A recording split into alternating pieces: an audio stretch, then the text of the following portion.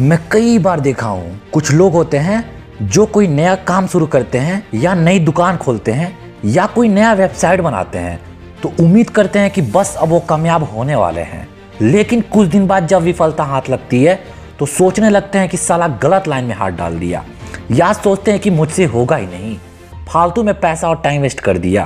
पहली बार में कभी कोई सफल नहीं होता मेरे दोस्त। अगर आप कोई नया बिजनेस स्टार्ट कर रहे हैं या कोई नया जॉब स्टार्ट कर रहे हैं या कोई नए मिशन की तैयारी कर रहे हैं या कोई भी नया काम कर रहे हैं और उसमें विफल से डर रहे हैं तो याद रखिए कि कोई भी काम पहली बार में कभी नहीं होता। अच्छा एक बात बताइए, जब आपने साइकिल चलानी सीखी थी तो क्या पहली बार में चलाने लगे थे?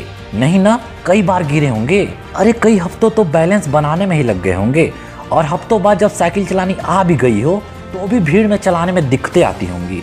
कितने दिन लगे आपको एक्सपर्ट होने में?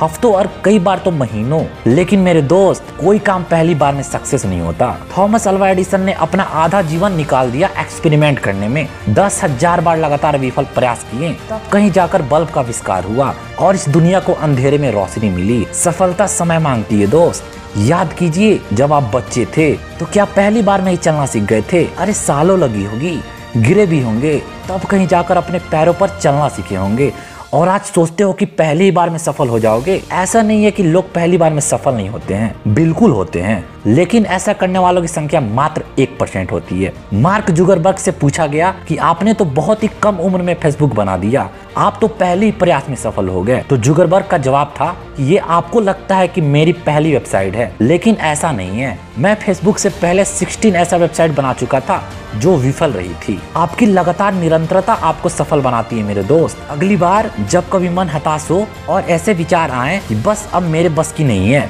तो यह याद रखना मेरे दोस्त, सफलता पाने में समय लगता है और कभी भी सफलता पहली बार में नहीं मिलती।